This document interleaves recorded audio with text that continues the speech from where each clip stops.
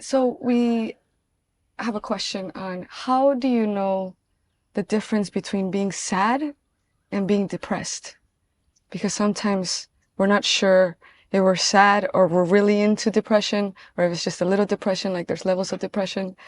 So I guess that's the question. With the ups and downs of life, with whatever challenges one is facing in life, or if life is not going as per what you have expected it to go, and you move into sadness. That is pretty understandable for everybody. If life is not throwing up those opportunities or not allowing you to meet those people whom you really want to meet, then you become sad.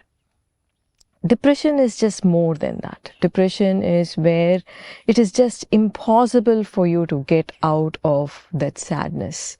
It is like a vortex that has sucked you in so deeply that you really do not know how to get out of it. There is a little disinterest that has set in within you about life itself. You ask these questions: what am I doing with my life? What is happening in my life? Why is this happening?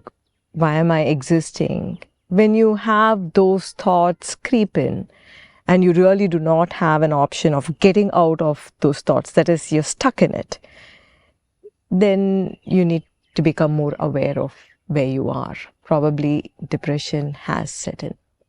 Does time cure depression?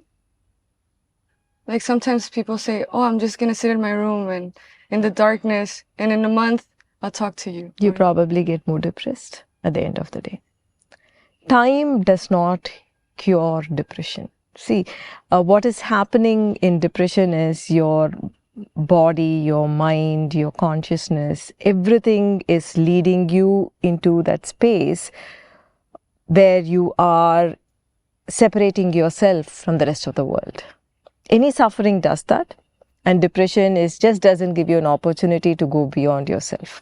It is totally being stuck with oneself, and on top of it, you're going to alienate yourself physically also from people. It's not going to help you. If you are depressed, if you are in that space of not able to step out of depression, it is time that you ask for help. And there is no shame around depression. One should not feel shame around depression. I think science or statistics is right now showing that every person gets depressed at least once in their lifetime.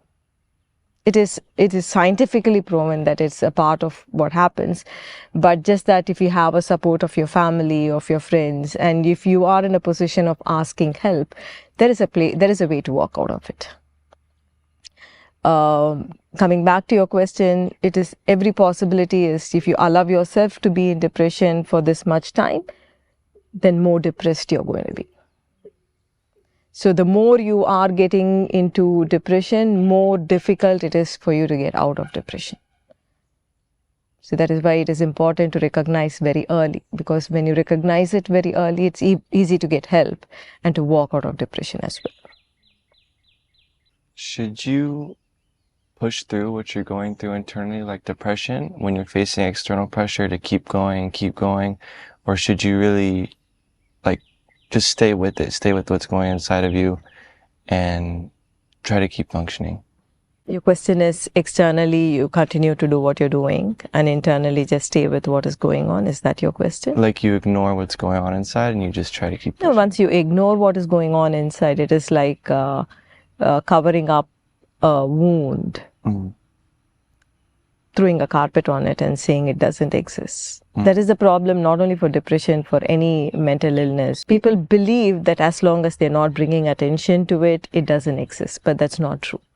It is getting deeper, it is becoming more, it is hurting you more, it is becoming more deeper rooted in your consciousness, and it takes more effort to get out of it. You cannot ignore depression, you cannot ignore your inner state of consciousness. That is, we can say, is the curse of the civilization itself, because we are so much focused on the external, on what you achieve, how much you can show off to others, and how your life is externally. So much of your internal life, your internal experience is ignored. And that itself is, we can call a disease in this current civilization. You cannot ignore what is happening within you. So when I used to have depressions, Okay. and actually when a person is depressed, right, we can see it from the sign, the outside side, but what's actually happened within us when we are depressed, like internally, what's happening within our body when we are depressed, What happens to the body? like within, internally. Internally. Yeah. See, depression as such impacts your mind, your body, and your consciousness. Internally, if you have to put it in a nutshell, what happens to you is you begin to feel that you are alone. You begin to feel that there is nobody else in your experience of life itself. That is, you are with your family. You were depressed, but you had your family members. In that state of depression, you did not feel that you had a family. You did not feel that there were people in your life. You did not feel being part of nature. You did not feel being part of this world. It is a state where you totally disconnect yourself from everybody else around you. And you experience, there is a deep sense of loneliness, a sense of anxiety that goes hand in hand with depression. And that's because of your total disconnection with everything else. And it's a very, we can say it's a very miserable state to be in. And it's important that one recognizes to help oneself, and also people around should recognize that that person needs help. How did you experience your depression? How was your experience? I felt like abandoned by everyone internally. Like I felt like darkness every day. I didn't feel like doing anything. It's just that I was abandoned by everyone. So I started to like stay a distance from everyone. I shut myself in a room every day. I'll just stay in a room. I don't even dare to go out of my room. Did you have anxiety along with your depression? Yes, definitely. Okay. There's a lot of worried, anxious, like what people will look at me, like how people will think of me. Because I used to be a top student at school. So suddenly there's that stress, probably some stress that accumulated inside me for my entire life. Then I have broke down mentally. And then suddenly I just said no to everyone, because I used to be a very cheerful person. I socialized with people, but suddenly I just said no to everyone. So I didn't go to school for like almost many months. Okay. Yeah. It's just that loneliness. Loneliness. Like you feel that you are not loved by everyone, even though my family's pour a lot of love towards me. Yeah, you just feel like you're alone. You just couldn't see everyone, anything. Like what you have said, the disconnected state, that's so real. Even the nature. Yeah, you just feel that you are the only one in this whole universe. And then you're worried, you're anxious, you're sad. And the saddest part is you really don't know how to walk out of it. Yes. There is physically you feel very weak, and there is a lack of interest in anything. In anything, nothing interests you in life. That is pretty much. Yeah, even though you want to like ask for help, but because it's kind of like a taboo in Malaysia, so people will think like only people who are very weak, they will get depression. So it makes me very hard for myself to even to accept that I was depressed at that time. Okay. Yeah, so I didn't know how to reach out to help, even though I know that I'm not alright inside it. Yeah, so that's my experience.